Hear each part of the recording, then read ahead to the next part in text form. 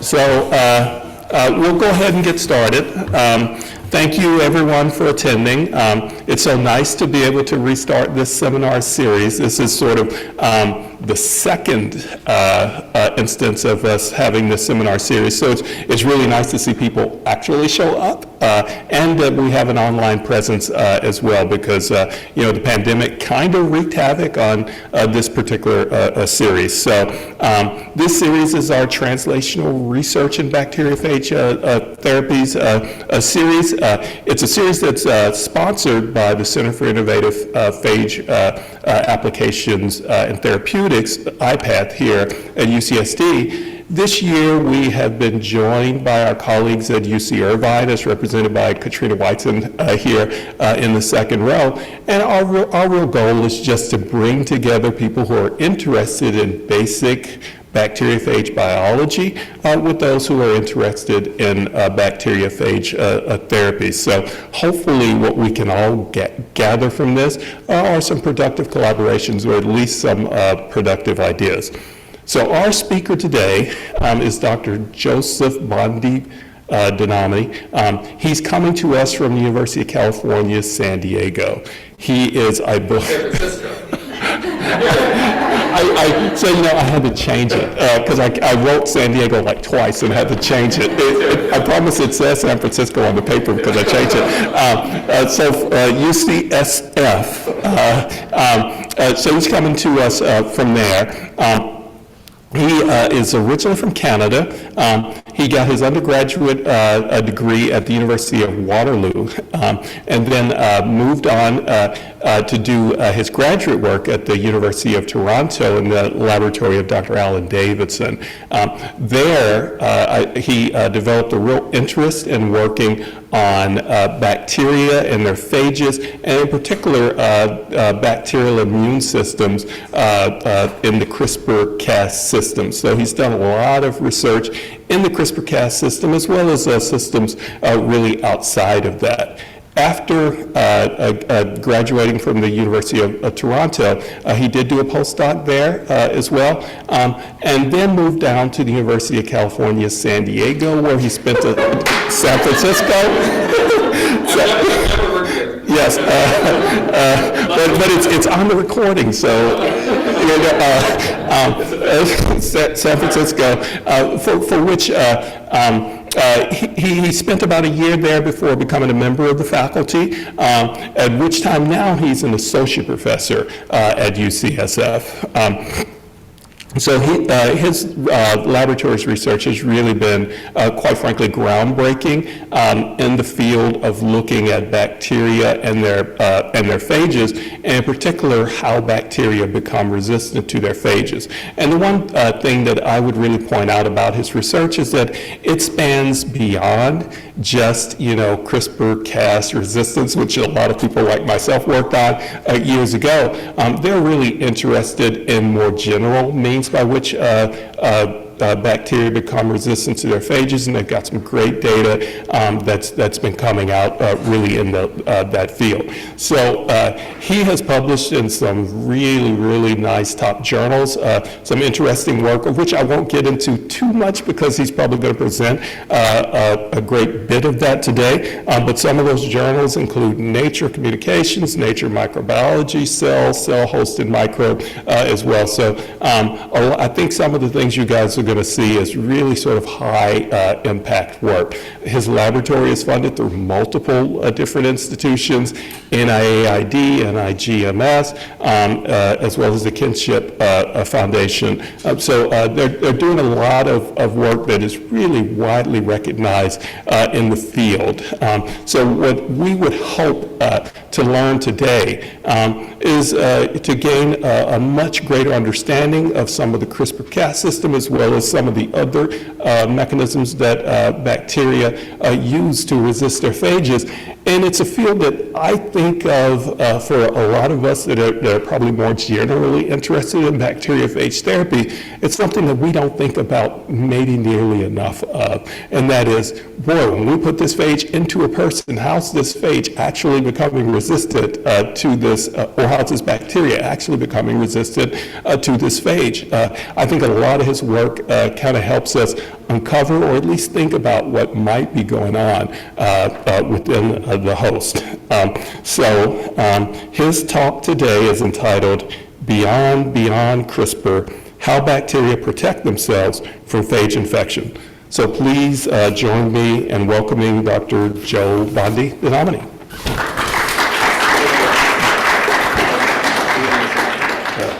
If you want that. I'm going to use this one. Okay. I'm wired.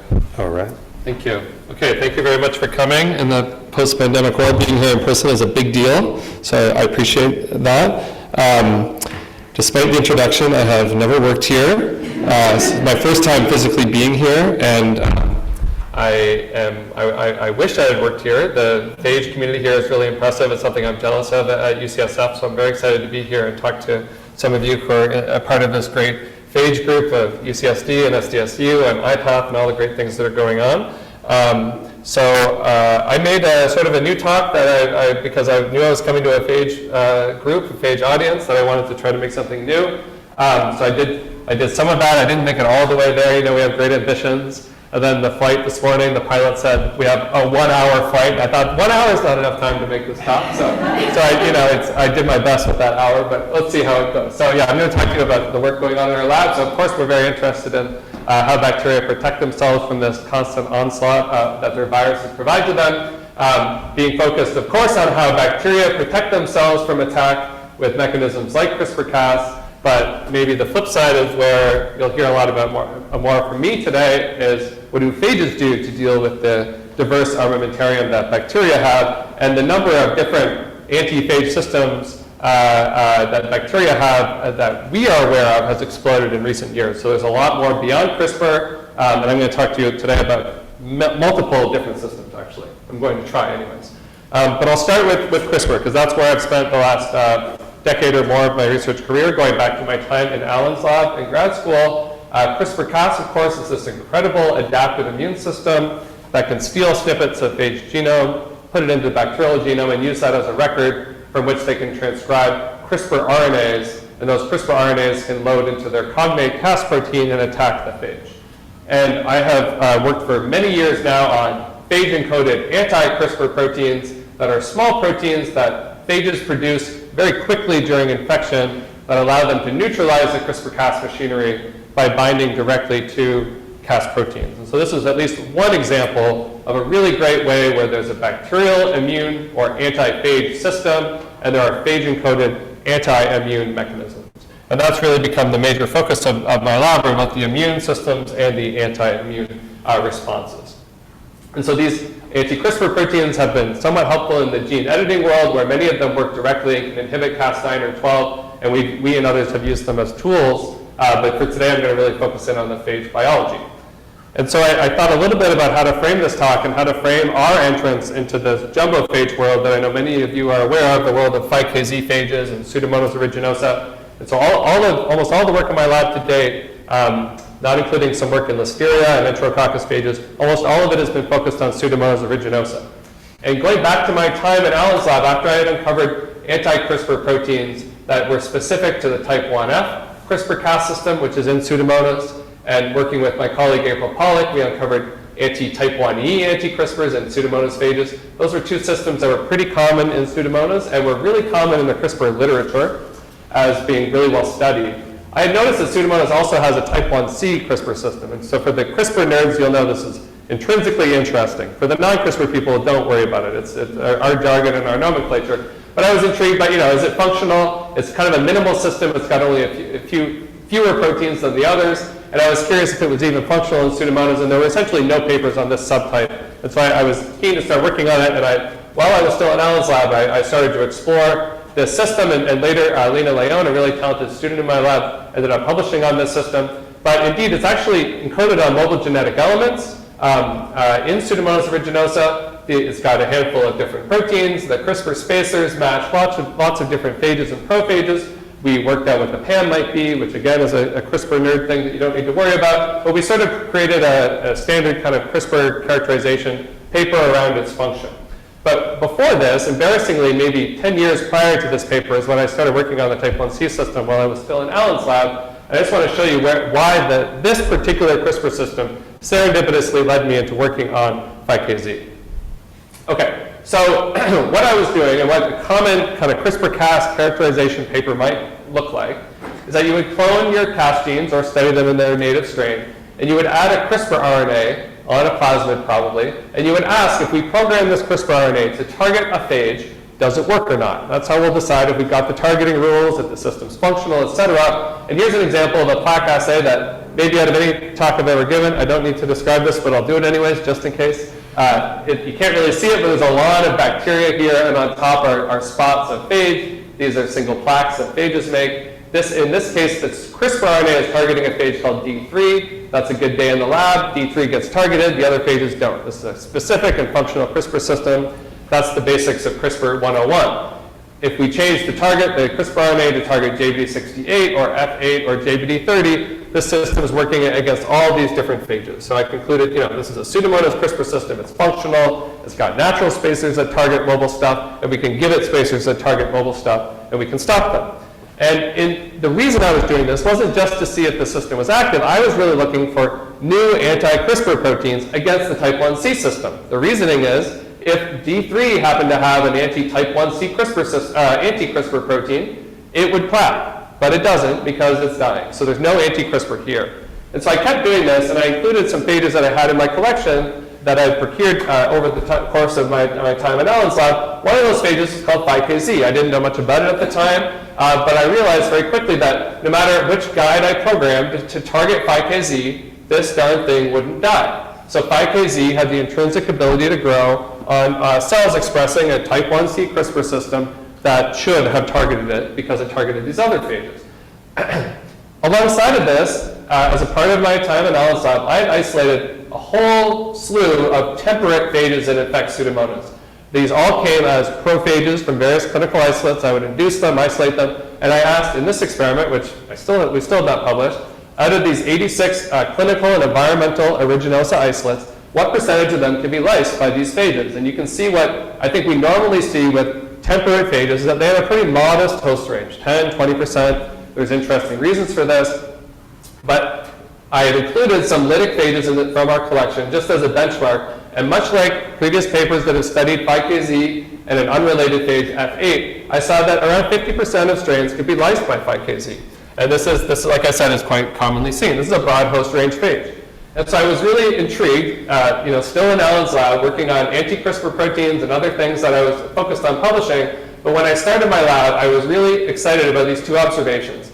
5KZ is this broad host range phage, and it seems to be resistant to type 1C. And I wanted to know, is it resistant to other CRISPR systems in Pseudomonas? Is that why it's so potent? And is it resistant even to restriction enzymes, which are by far the leading immune system in the world, the leading barrier for phages, restriction enzymes?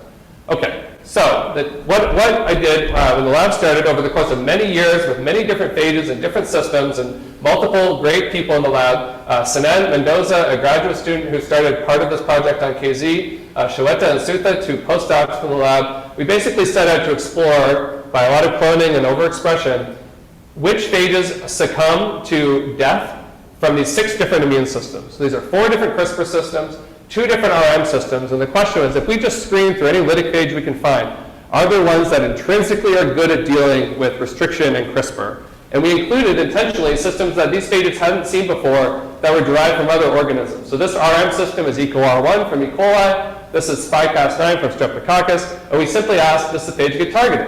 And so here's JBD30. It's resistant to the 1F system because it has an anti-CRISPR against it, but it succumbs to all the others. Yellow means that the phage dies, the immune system wins. And we were really excited that not only was the 1C system failing against 5KZ, which I already showed you the data for, 5KZ could not be targeted by any of these immune systems.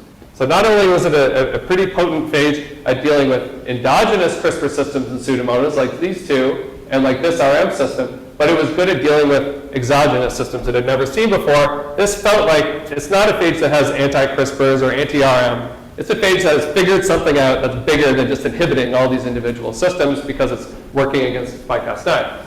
I'm not going to go into the other phages, but I hope you can see there are some that are pretty blue. This is another jumbo phage that's totally unrelated to 5KZ. It also is really good at dealing with immunity.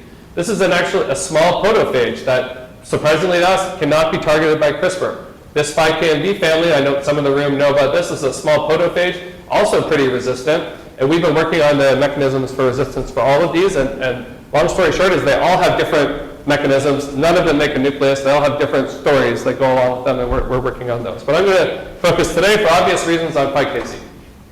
Okay, so what's 5KZ? 5KZ is this fascinating phage. I know I'm not alone in being intrigued by it. Initially because of this resistance to CRISPR and RM. It's been around for a long time, isolated in the 80s. Pretty broad host range, as I showed you, in our hands and in the hands of others. It's commonly isolated, or at least its cousins, related jumbo phages, are often found in these sort of bespoke phage cocktails that have been assembled in various places. And at the time of the sequencing, it had a really, the biggest genome of any phage. And so it's called a jumbo phage for that reason. But don't be misled. Jumbo phages are not a monolith. There are many kinds of jumbo phages that are not related to each other and might actually share an ancestry with smaller phages that actually are in their evolutionary path. So that can be confusing sometimes. So I'm referring, of course, to the 5KZ-like jumbo phages only here. Okay, so these phages also have an incredible proteinaceous structure inside their head, which is going to come back in a little while in this talk. And they have, of course, a large virion to deal with their huge genomes.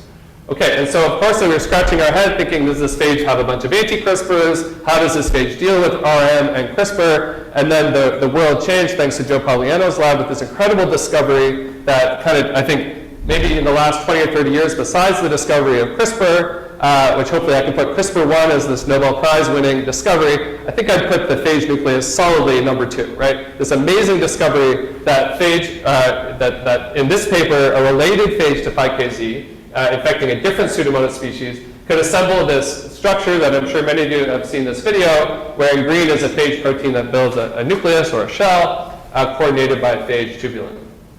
And of course, I enjoy calling this a phage nucleus. I hope that's kosher, and that's simply because the Pagliano lab in this groundbreaking paper showed very clearly that the phage brings in proteins involved in DNA replication and transcription, while excluding proteins that are involved in translation and nucleotide synthesis, very much reminiscent of a eukaryotic nucleus, despite the fact that, of course, this is a proteinaceous structure. Okay, so I'm sure, when we saw this paper, and David Eggard was a part of this team as well, who's my colleague and collaborator at UCSF, and when I was working on this at UCSF, David said to me, hey, there's this just new paper out about this nucleus, proteinaceous nucleus, and you just told me about this CRISPR resistance. Is it possible these are related? And, of course. So, of course, thanks to Lisa, who was working in David's lab, and Sutha and Sinan, we started labeling these immune proteins. Cas9, HSDR is a restriction enzyme, the type 1C CRISPR proteins, the type 1F CRISPR proteins, all of them, of course, are excluded from accessing the phage DNA, which is inside the DAPI-stained nucleus, and just so beautifully excluding access. So the genome is segregated, and these immune nucleases can't get at it. What a clear, simple, and elegant mechanism. Maybe not so simple, but absolutely elegant mechanism for blocking immunity. And we sent this paper in to be reviewed, and reviewers said those are pretty pictures, but you have no proof that the nucleus is the reason these enzymes fail. What if the enzymes got in and still failed, and the phage had 20 other mechanisms to stop them, right? So Sinan had to devise an experiment which they came up with the Trojan horse model, where if we can just sneak an immune enzyme into the nucleus and it works, then we will improve in the model. And Sinan set this up, and fortunately in that first paper from Joe's lab, they had identified this protein called ORF152, which is a phage UBSX or REC-A-like protein that's known to be involved in phage replication for T4. And the Pagliano paper had shown that this protein, the phage makes, and it gets into the nucleus. And so Sinan devised a way to fuse an immune enzyme to the protein the phage wants to internalize. That's the Trojan horse. It gets in and it will target, but it failed. So here's Cas9. I showed you images before where Cas9 was pretty diffuse outside of the nucleus. The experiment worked in that clearly we were redirecting Cas9 to the nucleus, but it couldn't get in. And it didn't target. And so we were kind of bummed about this for an embarrassingly long time. We tried to get it in other ways. We tried to split it up. We tried a smaller Cas enzyme. We couldn't get this large CRISPR-Cas enzyme in. And then one day, Sinan had this brilliant idea, said, let's try EcoR1. EcoR1 is tiny. EcoR1 has 92 frickin' cut sites in the KZ genome, right? We love CRISPR. CRISPR is 20 base pairs of guide. GAA-TTC, EcoR1, GAA-TTC. 6 bases, 92 cut sites. And it was a great day in the lab when Sinan came in and said, he just DAPI-stained a PaO1 culture, there you can see the nucleus, PaO1 making EcoR1, there's the nucleus, the cells are dying, no immunity whatsoever, and as soon as Sudan fused EcoR1 to the Trojan horse phage protein, the cells look pretty darn good to me. They grew great, they had an immune system now, and we see this little injected DAPI-stained puncta, which we think the phage genome coming into the cell, and as soon as it tries to build the nucleus, EcoR1 is pumped in and targets it. And we can see that on the microscopy. Here's EcoR1 being excluded from the phage nucleus, and as soon as Sudan fused it, very clearly we're getting nice co-localization with the phage genome and targeting. In some images, we can actually see an early infection where the EcoR1 is concentrating right next to the injected genome. So really satisfying to then conclude this story from a few years ago and propose this model that the phage nucleus is really great at protecting the genome from targeting, and that it's really this ultimate anti-CRISPR and anti-RM mechanism that protects the phage from all these DNA targeting systems, both the ones we know about and maybe some that we don't know about. It's really good at protecting the genome. And with the Pagliano lab later showing the docking of capsids directly onto the nucleus, it became pretty clear that from this point forward, the phage genome never sees the cytoplasm. That it goes directly into capsids, it's never exposed, it's really this autonomous cell within a cell or organelle within a cell that really rewrote the dogma that prokaryotes don't have DNA-containing organelles. Clearly they do, and that's a pretty big finding. Okay, so that's from this point forward, right? Right here, the genome, once it gets inside this nascent nucleus that grows and replicates and then packages, it's pretty protected. We showed that the RNA, though, is vulnerable. So if we programmed an RNA-targeting CRISPR system to target this phage, that worked. That was one of our early clues that, hey, the phage RNA is vulnerable, but the DNA is not, and that fit with the model that translation happens in the cytoplasm. Okay, and early on we used that as an experimental tool to try to query the early events, and probably wasn't the goal, but serendipitously it taught us something about the early event. So we showed that this Cas13 enzyme, which is the RNA-targeting CRISPR system, I think we have a Cas13 expert in the room, it's able to stop the phage by targeting the mRNA. When we programmed it to target the GP54, the gene that encodes for the major shell protein, I think it's now called chymellin, I forget the exact name, that when we knock that down with Cas13, we're targeting right here because this phage injects its own RNA polymerase, and one of the first genes it makes is a protein that makes the shell. And when that gets targeted, we thought the phage would just disappear, but it doesn't. When staining with DAPI, these cells that can't make the nucleus just sit, the phage genome just sits at the pole for hours. And so we proposed in this paper that it seems as though if the endogenous RM system, which is in the cell and should be capable of targeting this phage, if the genome were just sitting there naked, exposed, that RM system would destroy it with Cas13 stopping the progression of the infection.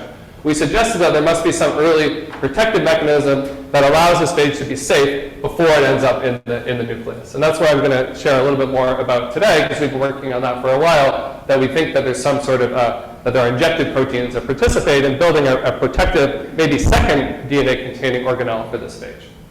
Okay, so before I go into that, I want to say something about phage therapy. Obviously, that's what some of you in the room are really interested in. This sort of mechanism is really good news for us, right? Really good news for therapeutics. This is a potent phage. It kills a lot. We think we know a little bit about why it kills so well. Because of this information about the tubulin protein that, is omitted for space, but of course it's a phage tubulin here, the shell protein, maybe some of the injected proteins, that can help us bioinformatically identify other phages that might have this intrinsic property.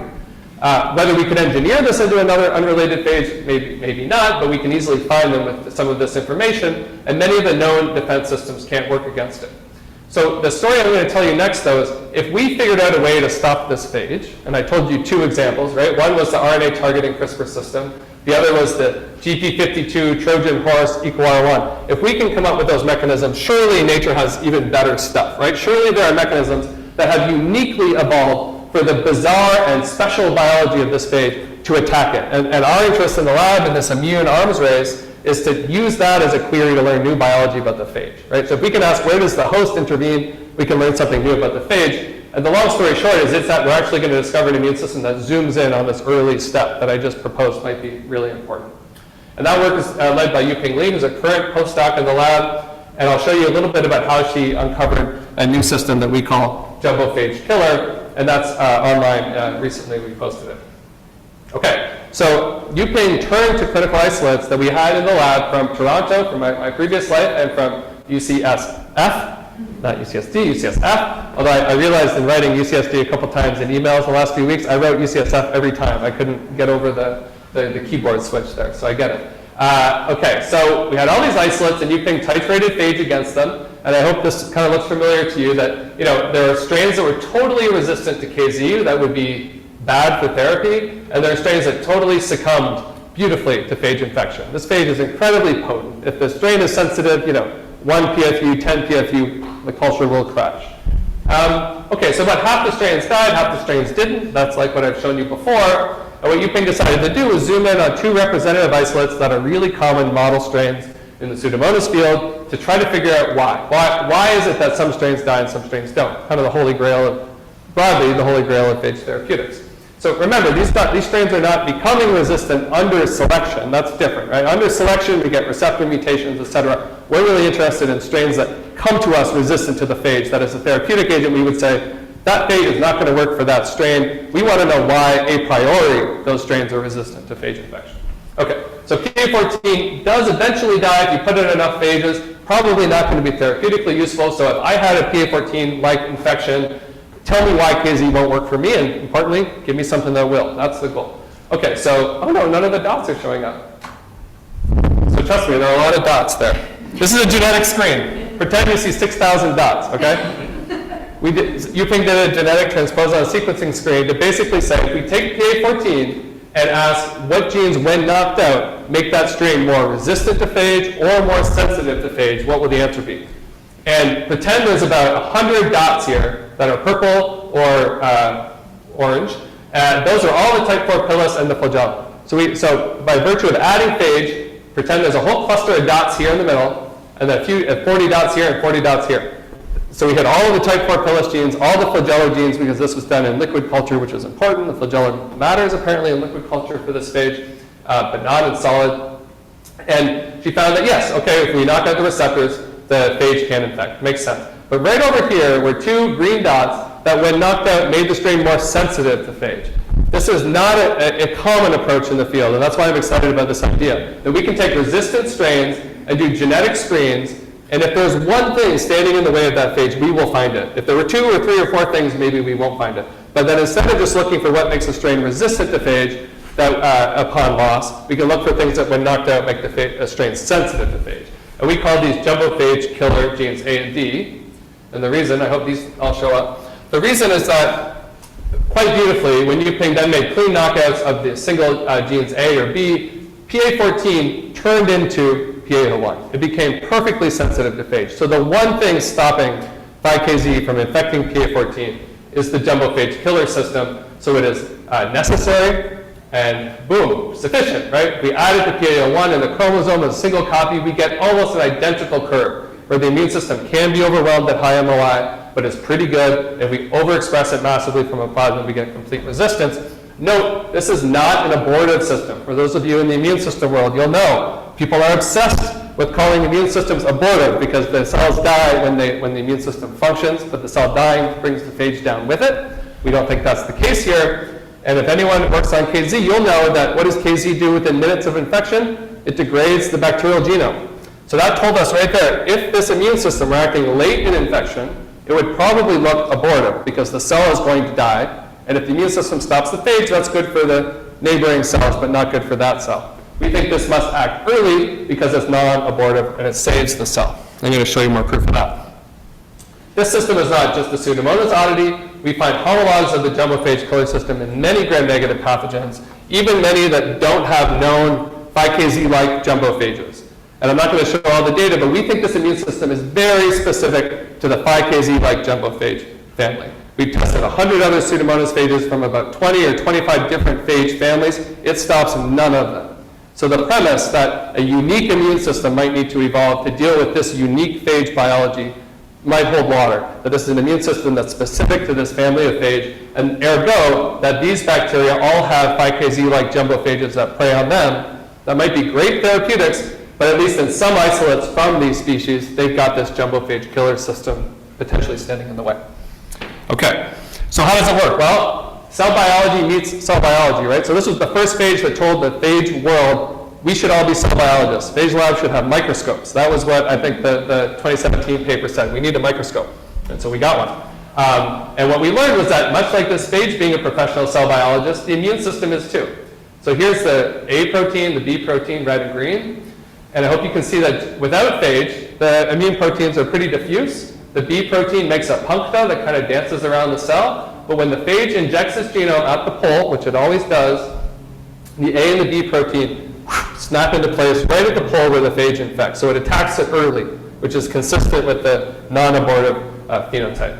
And here's a video or time lapse of this yellow dot is the A and B protein dancing around together because they've already snapped in for these phages. And I think these are little DAPI stained phage virions at the pole trying to get in, and the immune proteins are attacking. Here are more images of that really striking localization to the pole. And interestingly, we think that A protein is the sensor, because if we omit the B protein and just express JUK-A, we see beautiful localization to the pole, but it does nothing to the phage. The A protein has no anti-phage activity, it just goes there. The B protein has no ability to localize without A, but the B protein we think is the effector. And I'll answer the question now. We have no idea what the B protein does from an enzymatic or protein function perspective. It doesn't look like anything. We even sent it to Kira Makarova and Eugene Koonin, who figure out everything, and they said, we don't know what it does, good luck. So we don't know what it is. However, we've seen examples, and I'll show you a tree in a moment. The JUK-A protein is incredibly well conserved. JUK-A is all over. They told us JUK-A is a really common protein in the prokaryotic world, previously of unknown function. We're saying it's a jumbophage sensor, or BiKZ-like jumbophage sensor. The B protein is often replaced with other kinds of effector proteins that sometimes do have functional annotations, right, that have clear enzymatic roles like GTPases and phospholipases and other things. So we're excited about the fact that although the B protein is confusing to us, that much like other immune systems in this immune system field, there is a common sensor domain that sees the phage and a hypervariable effector where many different kinds of families of effectors can get the job done in different cells against different phages.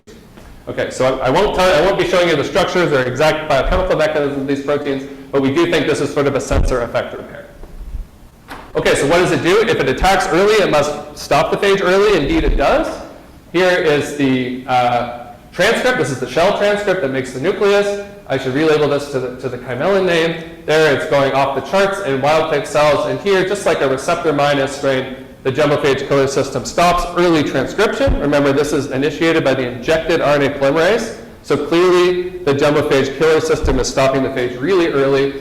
And phage DNA replication, we think this is probably a readout of injection of the genome, but then it fades away. And in PAO1, the genome obviously replicates. And here, shell just means our qPCR primers are at the shell gene, but this is true wherever we look in the genome replicates normally and doesn't, and the immune system is there.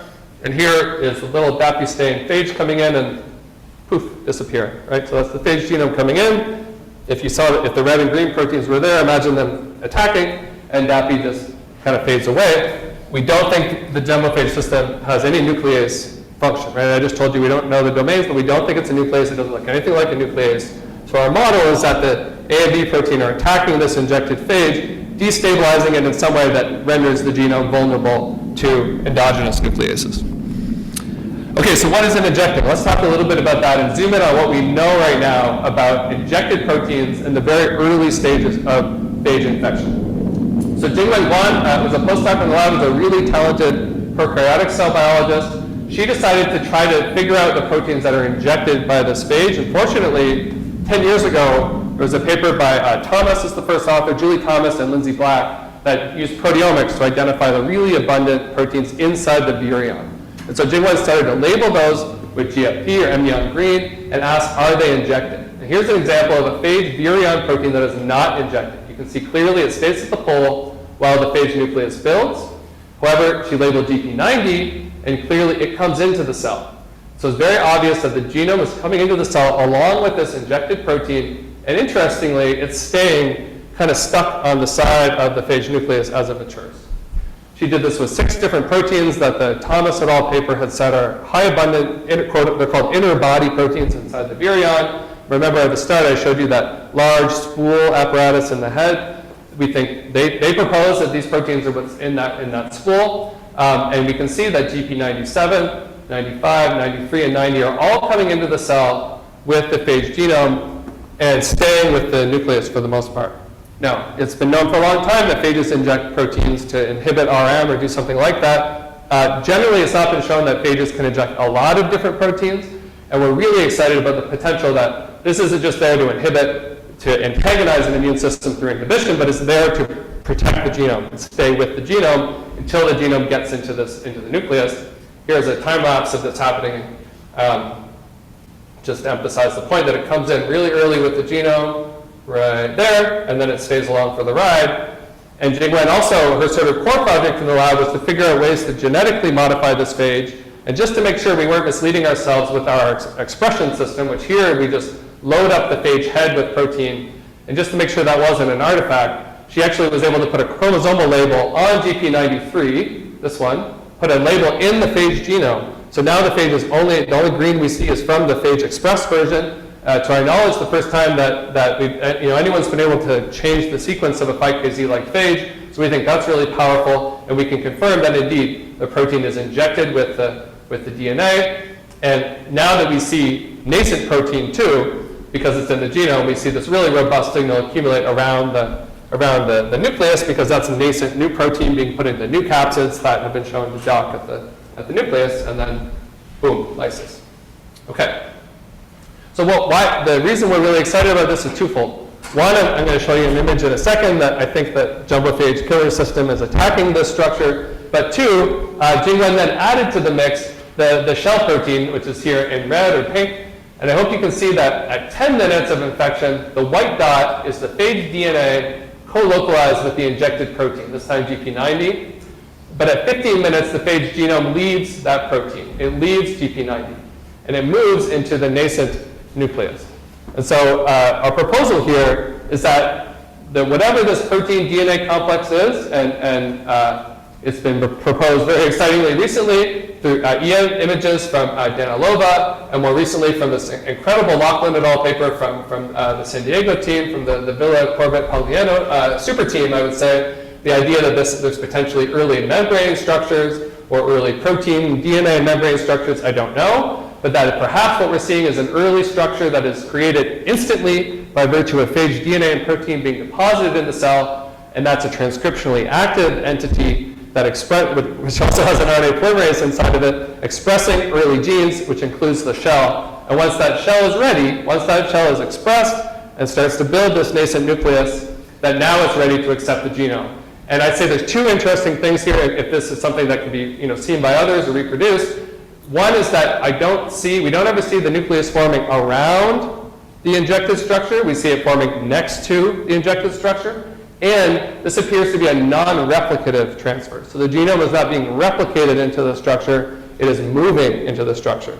So these are sort of predictions that are the images we have are instilling, I guess. And I'd love to, if others are keen on this, hopefully we can sort of converge on similar observations. And maybe with another phage, it'll look different. I don't know. But this is what we've been seeing so far. What does this have to do with jumbophage killer? Well, remember I told you if we omit the effector, we get no antiphage activity, and the infection proceeds. So that's an experiment where we can now add the labeled A-sensor protein and ask what happens to it when it can't stop the phage. And indeed, we see it localized, remember, to this injected DNA protein mix. But when it moves, I hope you can see it moves with the nucleus right here, just like those green injected proteins. And so our idea in our head is that the sensor is sensing something about this injected entity and is then going to that site. If it had its effector with it, that's when it acts and destroys this thing. Without the effector, it just sort of stays along for the ride, a lot like the proteins that were injected that kind of go along for the ride. Okay, so let me summarize the model or update it with where we're at right now. The proposal is that, from us anyways, is that we see these injected proteins that come into the bacterial cell with the phage genome. The work from the team here has proposed, I think for the Gosler phage in E. coli, that there may be, and the images are stunning, there may be also a membrane component here. So whether the phage is recruiting inner membrane to support the structure, and it's actually a protein DNA membranous entity or endosome-like structure, which would be incredible, that is then transcriptionally active in producing the proteins that make up the nucleus, and when ready, the phage genome moves through some remarkable feat into the nascent nucleus. And of course, then it starts to import protein, it starts to export mRNA and import proteins and build this incredible structure. All the while, it's resisting these immune systems and never seeing the cytoplasm. The addition here, of course, is that if this structure is important, maybe there will be immunity against it, and so that's where we followed the host to jumbo-phage killer, which I think is also telling us, even though you might intuit there's something interesting here on your own, this jumbo-phage killer system appears to be attacking this structure. And I'll just say one other result I didn't show the data for is if we do this whole experiment in the presence of gentamicin, which prevents translation of any new phage proteins during infection, the jumbo-phage killer system still snaps into place and sees the phage. So without the phage even making anything, the immune system sees it. So to me, that really, it's possible there's leaky expression and the gentamicin isn't perfect, so I don't know. But at least that is suggesting to me that it is seeing stuff that is present immediately, i.e. injected entities. Okay, I think that's what I wanted to say here. Yeah, I've labeled talks before that this feels like the phage that wants to be a eukaryote, right? It's got maybe 2 DNA-containing organelles, it's got tubulin, it's got incredible cell biology organization, it's got proposed treadmilling of capsids. It even has, annoyingly, it even has genes that work together that are not next to each other. This is why I work on eukaryotes, because I like prokaryotic genomes where gene A and B are next to each other and they work together. That's why I like phages. This phage annoyingly does not do that very often. It has genes far away from each other that are interacting proteins, and that is also annoyingly eukaryotic-like. So it's making me work on a eukaryote-like entity, and of course the nucleus. What more eukaryotic could you be besides making a nucleus?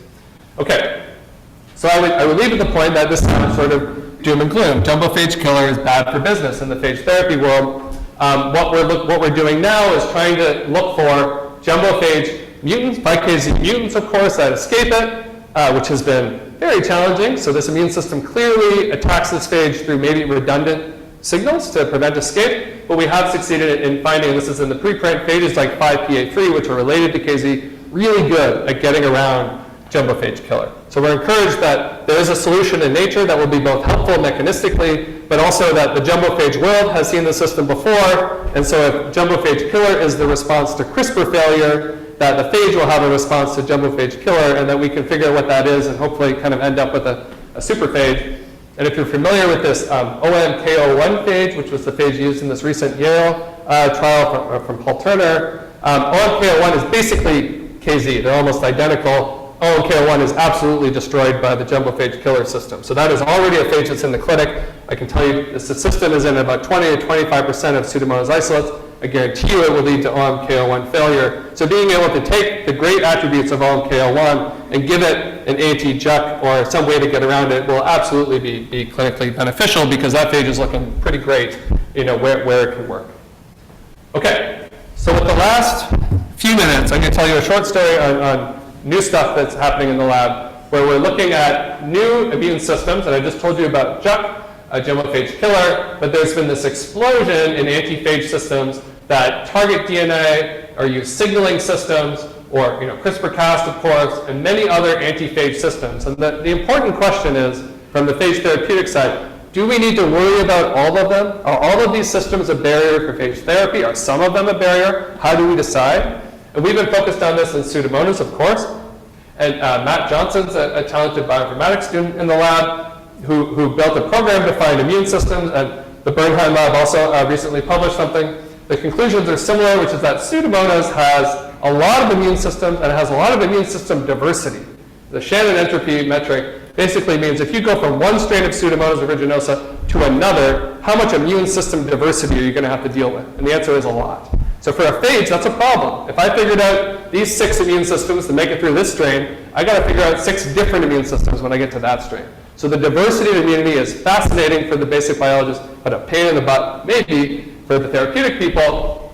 But the good news is that all of these immune systems, for the most part, are present in 10% or fewer strains. The ones that are common are the ones we know something about. Type 1 RM, type 1F CRISPR-Cas, and these 2 new ones that you may not have heard of, Gabia and CBAS, These are the 4 conveniently that we're working on most exhaustively. These are the systems that are in the most strains, and jumbo-phage killer is not here, but it's in this 25% range. These are the systems that are common in isolates of Pseudomonas aeruginosa. Presumably, these might be the ones we'd have to worry about for phage therapies if we had any idea how they work. We don't know how Gabia works. We don't know how, we know a little bit about how CBAS works, but we don't really know how to decide if a certain phage will be stopped by it or not. Those rules are not clear. So the goal in our lab is to understand how these different immune systems see a phage and stop it. That is really not clear for almost all of these systems. Okay, but we approach it with a model strain focus where we're trying to find strains that use these systems endogenously.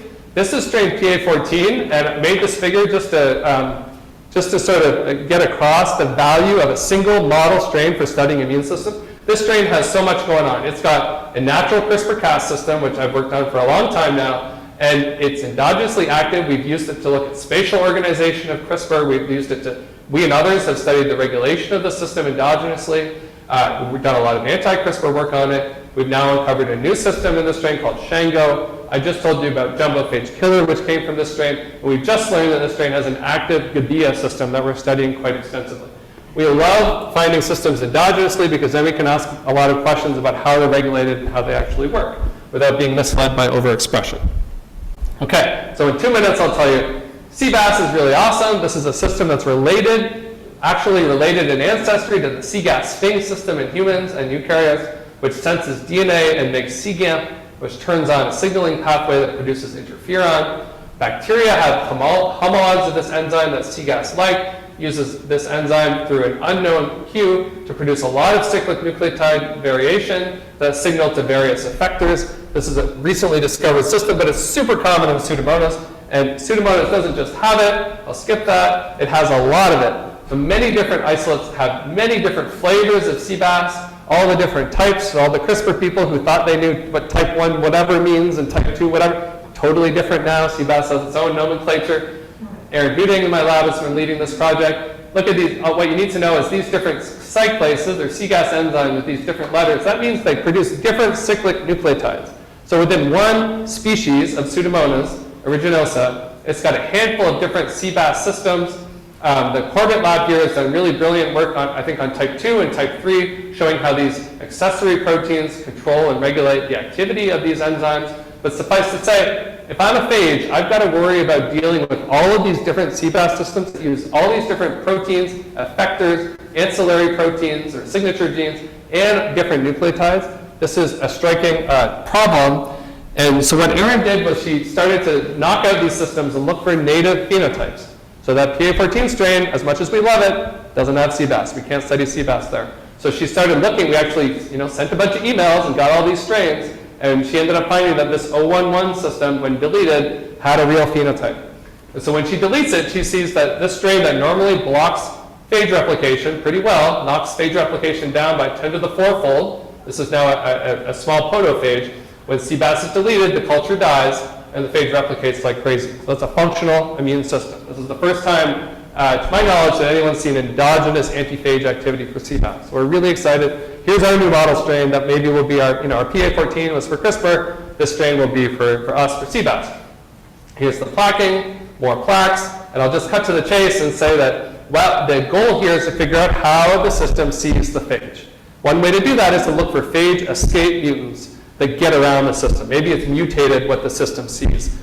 That didn't work. We ended up with something else. So here are these escaper plaques that Aaron isolated. They grow great in the presence of CBAS. What they did was took a small gene with a stop codon in it, removed that stop codon, and made that gene longer.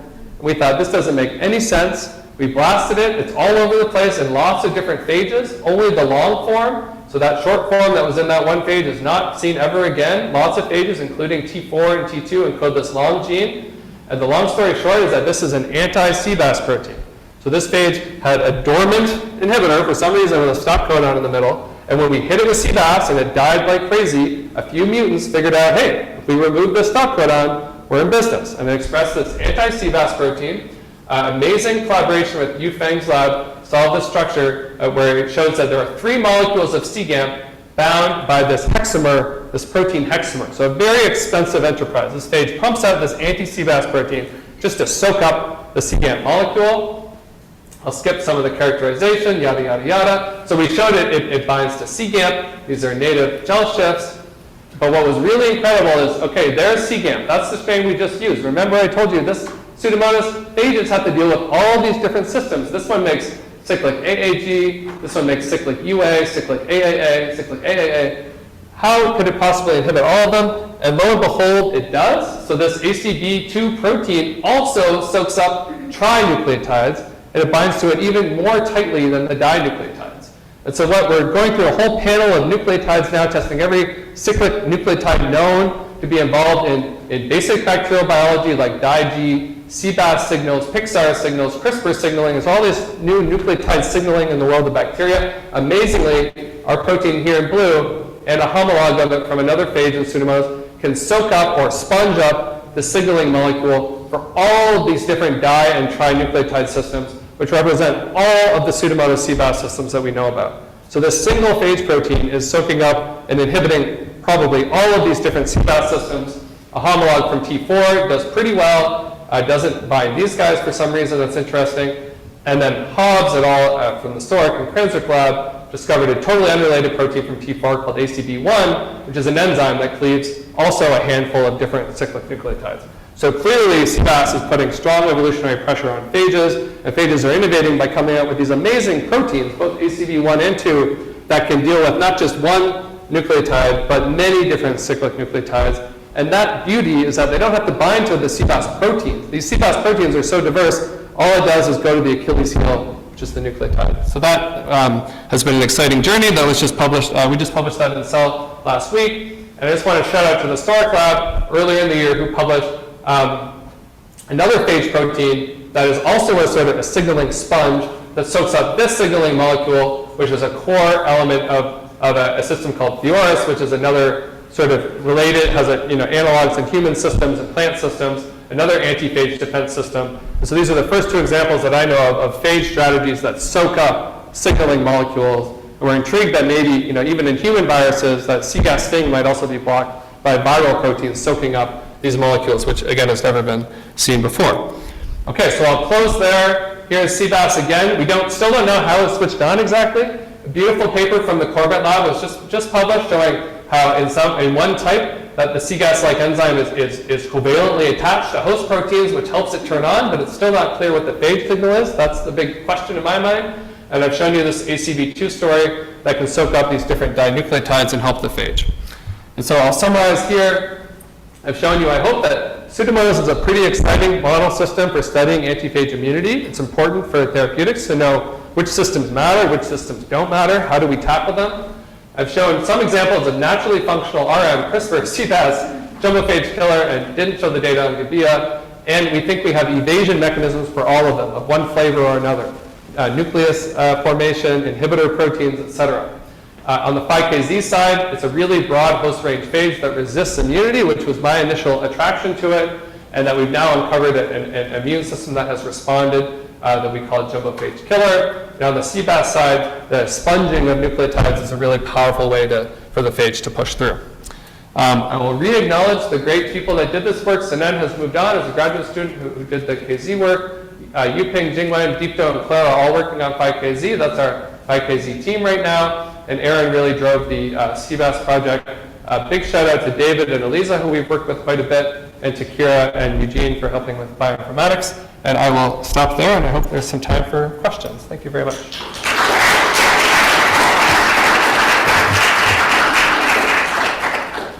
should call that paper Jumbophage Killer Cascasette.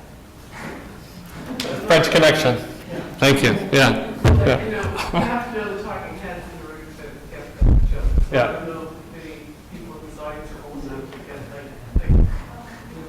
Maybe I'm not. Psycho Killer Cascasette? Yeah. Okay, never mind. Yeah. I can also repeat it. Any questions for the Zoom audience?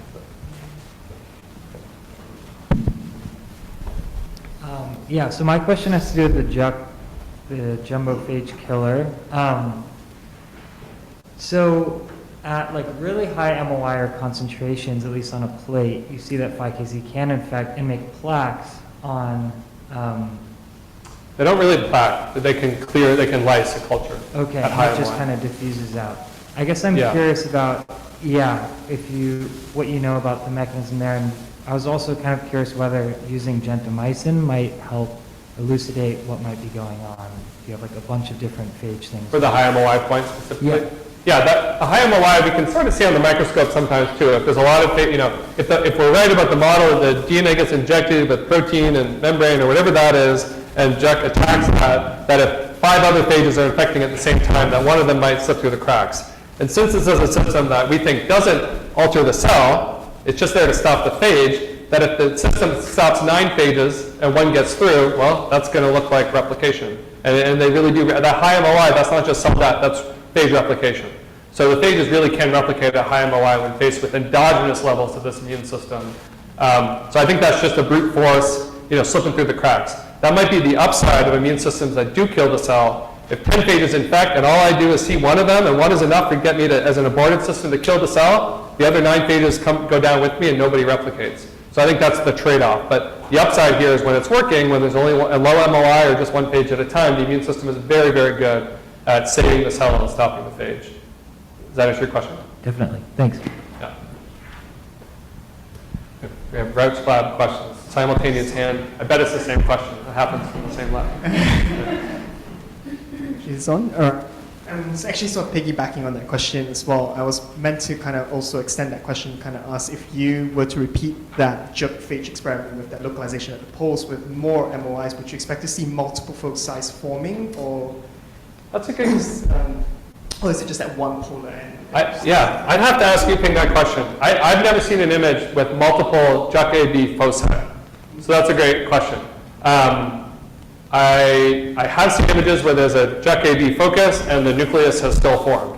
And so I would expect that at a high MOI on the microscope. So I would expect that meant one phage attracted the system and the other one stuck by when it wasn't looking.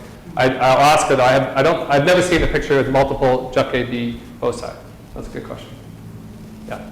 I'm leaning towards, this might be able to pick up for this, but also your broader question, what actually activates that system? The JUC system? Yes, because it has to activate extremely fast Yeah. right after, and it can't be outside of the cell, because otherwise it could just be a phenotypic resistant response. So it is probably something that has to just trigger right as it injects its DNA Agreed. or other proteins. So Yeah. is that kind of, you're looking at proteins at this point, or Yeah. do you think it's going to be a certain sequence that you're Well, this is the challenge. So we still don't know. The Lachlan paper was a big deal, right? Look, you see this early structure. The Danilova other paper I showed those images, and the proteins we're seeing injected. I think we're limited. The reason I mentioned that we're limited because we don't know what that is. If it's true that there's phage DNA, phage protein, phage RNA polymerase, some host membrane, all there, that's what I reason the jumbo phage killer system is seeing. But I don't know what that is. So at least so it's simple model, there's a protein in there that this thing sees. But we can't find good escape mutants. So it's not just a single protein, at least it's not a non-essential protein. We made some mutants that tried to help us get there, and it's been a bit of a challenge. So what I would say is it is seeing an entity. It's not just a single protein or a nucleic acid, it is seeing an entity. And interestingly, no other phages trigger this system, even on the microscope. I said no other phages are stopped by the system, that's true. On the microscope, every phage we've looked at does not trigger this system.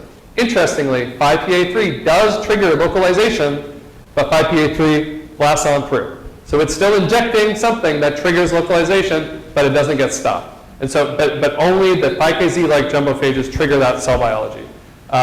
So it is probably something a little more complicated than just a protein or a molecule. It is a structure, a body, something that's there, that is essential for the phage, obviously. This is probably what the immune system is targeting. So we don't readily get mutants that just stop making this injected structural entity. That's our hand waving right now. Of course, we're looking for direct interactions, IP mass spec, all the typical stuff. Can I ask a follow-up question? Please. So a follow-up question on that. Given that if you injected it at such a high MOI that can have an efflux of all of these proteins getting injected, do you think that there's kind of a threshold that sequencing protein can make?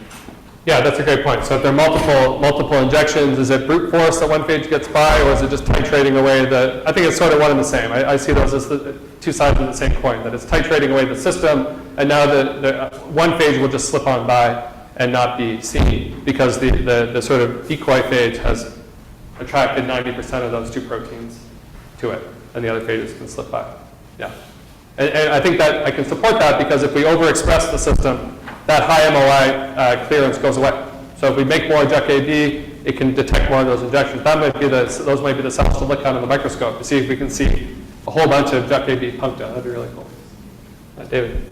Great, wonderful talk. I mean, it's really quite thought-provoking. I admit, from a phage therapy angle, which is kind of the angle that a lot of us think about this from, I was a little surprised, because I don't know the literature maybe so much on this, just the idea of looking at that one figure that you had up, that you found these JAK or jumblophage killer proteins. Yeah, I'll go back to it.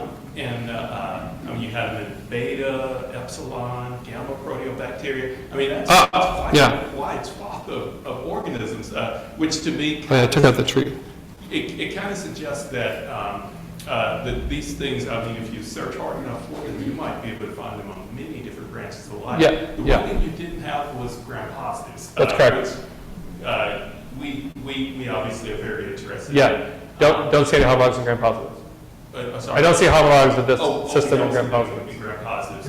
I'm a little curious what you shocked to see it in an organism like, say, a Helicobacter, or maybe you guys haven't given that so much thought. Well, I'm intrigued to see it in Helicobacter. I don't know that there are some Helicobacter phages that have been isolated. I don't know of any PiKZ-like, but if I think they're there. That's what I'm proposing. The beauty of sort of finding an immune system that is this specific, if that's generally true, which we don't know, but then that would say that the PiKZ-like phages are infecting all these bacteria. Helicobacter is actually more immune-rich than you might think. It has a ton of RM systems.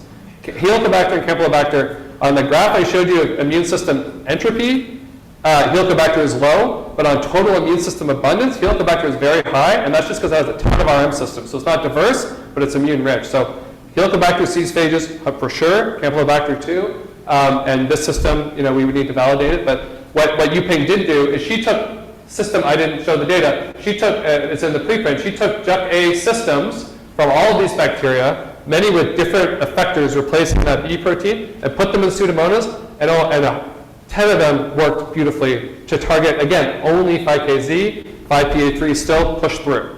And so these systems from a handful of these bacteria are totally functional, and again, specific to 5KZ, with that JUC-A protein being the conserved marker. So I believe they're functional, and I believe they're telling us that the KZ-like phages are in these organisms. There's another quick thought sort of question.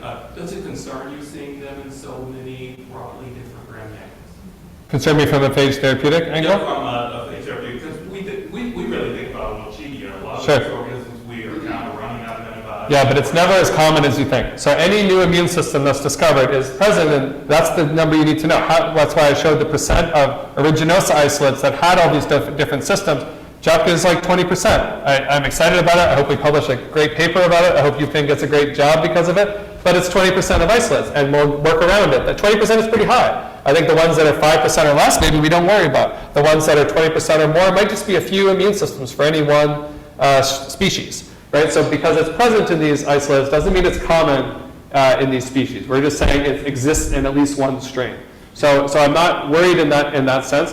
What we're going to worry about should remain restriction modification, CRISPR when present, and cell surface stuff. So those still reign supreme. And and if we find a new system that happens to be really common in Pseudomonas like CBAS, I'm worried about it, but now we have a single small protein that can inactivate all CBAS. So that's like, check, great. So that's how I'm thinking about it, systematically saying, what do we need to care about, and what's just sort of interesting stuff to work on? Yeah. And what's the percentage I cutoff? think we think about that in a lot of the similar ways. The only difference would probably be the Pseudomonas, largely because we think about CFers, Yeah. and you can keep treating their Pseudomonas forever. It's still going to be there at the end Yep. of the day. Yep.